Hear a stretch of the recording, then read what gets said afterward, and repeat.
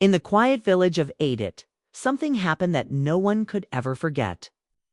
It was a story that shocked everyone, so strange and unbelievable that people still whisper about it today. How could the most beautiful woman in the village, on her wedding night, beg her own brother to sleep with her?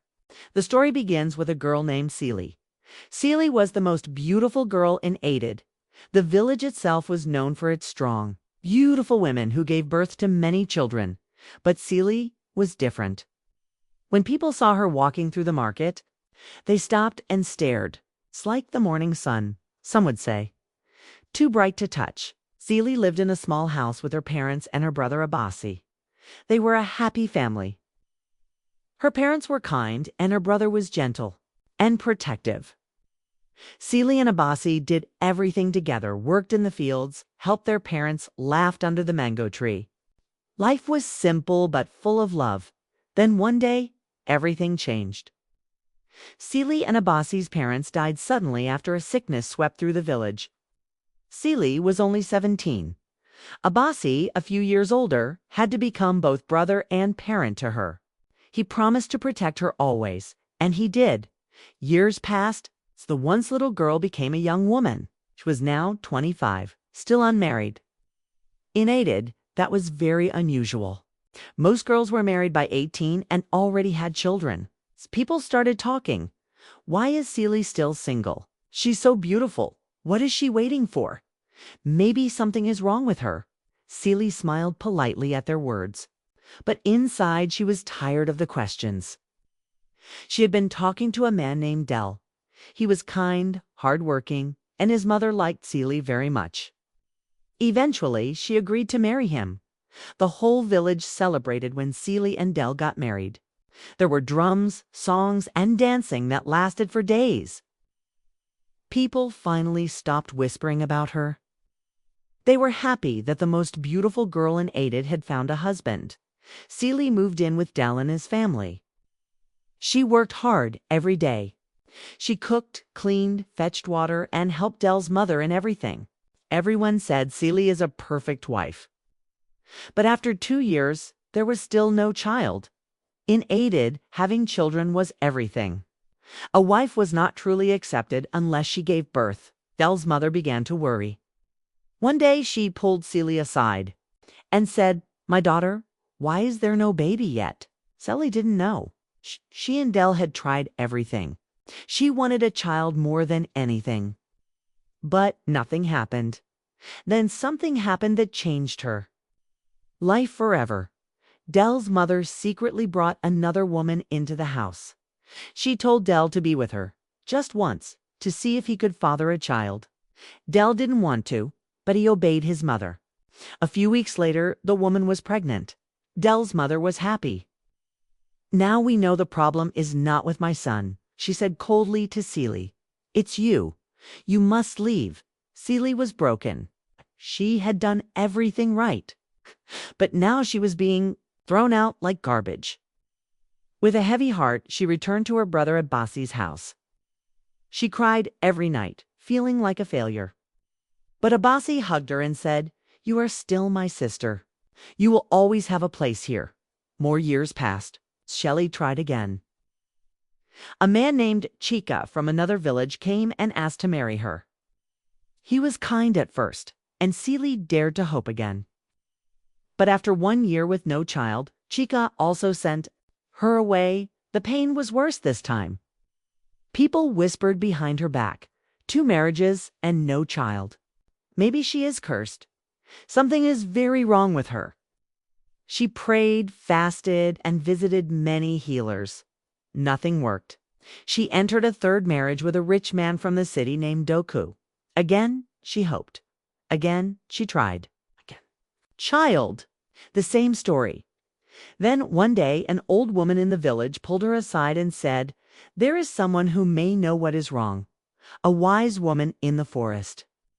She is not like the other healers. She sees what others cannot." Cilí had nothing left to lose. She walked deep into the forest to find this woman. The wise woman lived in a small hut made of clay and wood, covered in green leaves. Her face was old but kind, and her eyes seemed to see into Cilí's soul. The wise woman listened as Cilí cried and told her everything: 3 marriages, years of heartbreak, no child, no answers. After a long silence, the wise woman said, "Child, your womb is not empty by mistake. It was locked." Locked? Cilí asked, confused. Yes, the woman nodded. When you were a little girl, your parents feared you would be too beautiful. They were afraid you would get pregnant before marriage. So they visited a powerful spiritualist who placed a spell on your womb. A lock, it can only be opened in a special way. Cilí's heart began to pound. How? Please, tell me. The wise woman looked at her with sadness. Only someone who shares your blood can unlock it.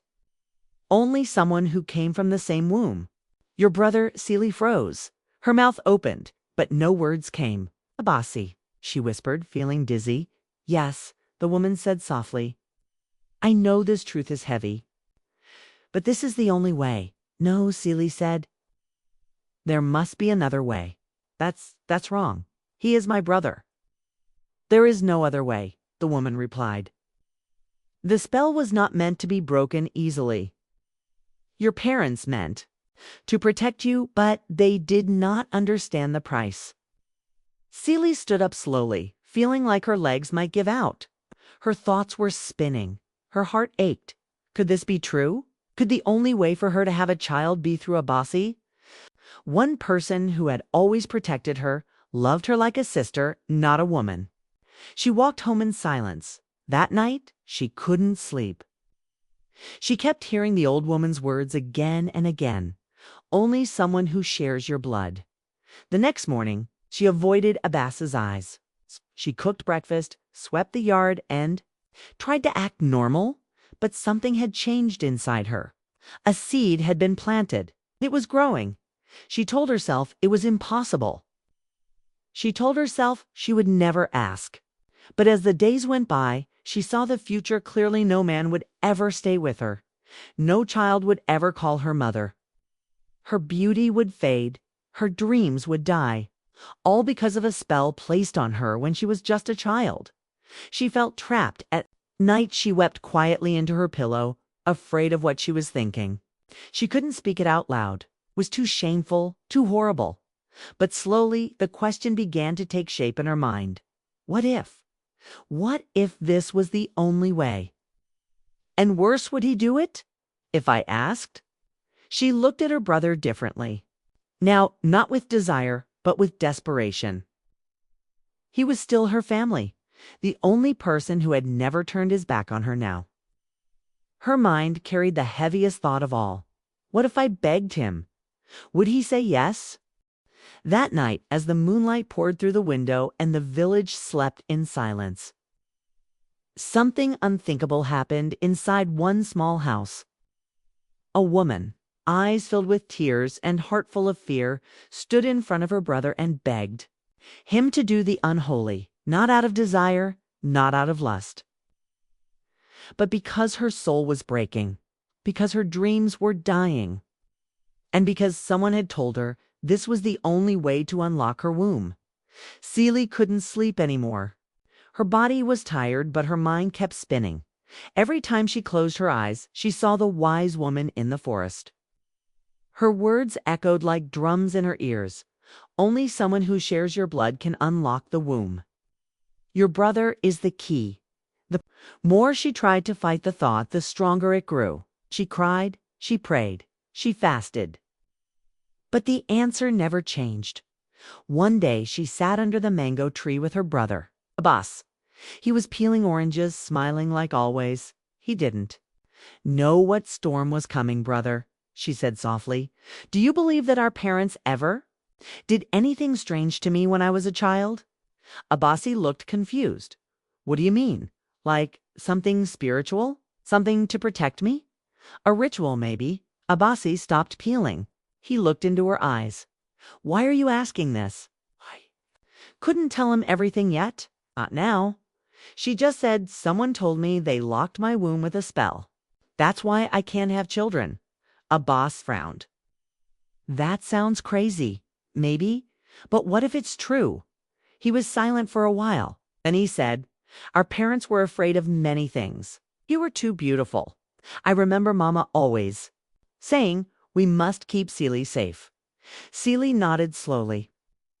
"Maybe they tried too hard to protect me, and now I'm the one suffering." Abasi's face changed. He looked worried. "Is that why you look so lost these days?" She nodded. "Tried everything, Abasi.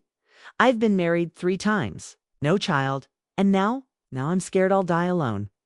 Abasi hugged her tightly. "You will never be alone. You have me." She cried in his arms, feeling both comfort and pain. He didn't know what she was really thinking. Not yet. Days passed. Cilí visited the forest woman again. "Have you decided?" the old woman asked. "No," Cilí said. "I'm afraid. It's wrong." The woman looked at her sadly. "Wrong is not always black and white, child. Sometimes life gives us impossible choices. Only you can choose which pain to live with, the pain of shame or the pain of emptiness." Cilí returned home with a heavy heart. That night, she made up her mind. She waited until Abasi finished his evening prayer. Then she sat beside him, holding a cup of hot tea in her shaking hands. "Brother," she said quietly, "I need to tell you something, and I need you to listen even if it sounds mad." He turned to her, curious and gentle as always. "I went back to the forest woman. She told me something ... something strange. She said my womb is locked, that a blood relative is the only one who can open it, that only you can do it." Kaze's face froze. "Cilí, what are you saying?" "I'm saying..." She couldn't breathe. Her voice was shaking. "I'm saying I want you to help me, to do what she said, to sleep with me." There was silence. A long, thick silence. Abbas looked at her like he had seen a ghost. "Cilí, you're my sister. I know. This is madness. I know." He stood up, pacing. His hands were shaking. "This is not right. This is not how we were raised. This goes against everything." "I understand," she said, "but I'm begging you. Not because I want it, not because it's right, but because I don't want to live like this anymore." Tears ran down her cheeks. "I can't take the shame, the looks, the whispers, the empty arms every night. I've tried everything, Abasi. You are the only one left." He looked at her, heartbroken. "You are my sister. I love you, and that's why I'm asking you. Not as a woman to a man, but as a broken soul to the only person who has never turned away from me." Abasi sat down, holding his head in his hands. "This will destroy us, Cilí. It will destroy me if I do nothing." That night, the moonlight filled their small room. Cilí waited in silence, her heart beating like thunder. Abasi didn't speak when he came in. His eyes were wet. His hands were shaking. They lay beside each other, both full of fear, shame, love, and sadness. There was no passion, only pain, only silence. When it was over, Abasi turned his face to the wall and cried. Cilí held his hand and cried too. She whispered, "Thank you," but he didn't answer. Weeks passed. They didn't speak of that night again. They moved through the house like strangers. The air between them was heavy, filled with things unsaid. Then one morning, Cilí felt sick. Her stomach turned, her head was dizzy. She ran outside and threw up. It happened again the next day. And the next dot, her hands began to shake. Could it be? She visited the village nurse. After the tests, the nurse smiled and said, "Cilí, congratulations. You are pregnant." Cilí sat in silence. She couldn't believe it. After all the pain, the shame, the prayers that had happened, she ran home, her heart racing. "Abbas, I was fixing the roof." When he saw her face, he jumped down. "What happened?" "Pregnant?" she whispered. He stared at her. "You're sure?" She nodded. He dropped to his knees, tears running down his face. She knelt beside him. They hugged and cried, not knowing if it was joy or sorrow. Months passed. Her belly grew. The village was shocked. "Who is the father?" They asked. Cilí smiled and said nothing. "Has she married again?" "She lives with her brother. Strange." But she didn't care anymore.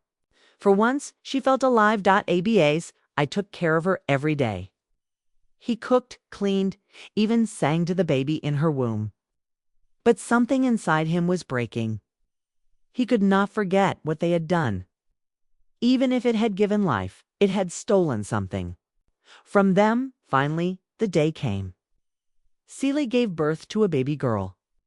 She was healthy and beautiful, with soft brown eyes like her mother.